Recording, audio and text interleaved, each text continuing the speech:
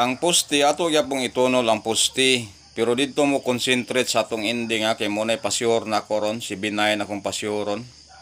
Mga editag apologies sa inyo apologize sa inyo gapon. Kaya ang resulta de gapon sa kuan 226 ang 2 PM nya nagtan-aw ko sa live gapon 181 to kung gitan-aw nga live.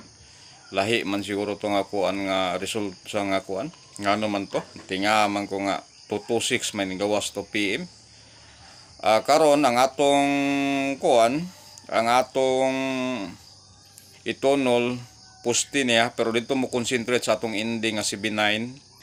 Unya ang atong gitunol gapon 01 ending no. Mao man atong gitunol gapon nga pasyor na to. Ang atong guide perminti mo igo pero ang problema lang ang atong poste di mo uban eh.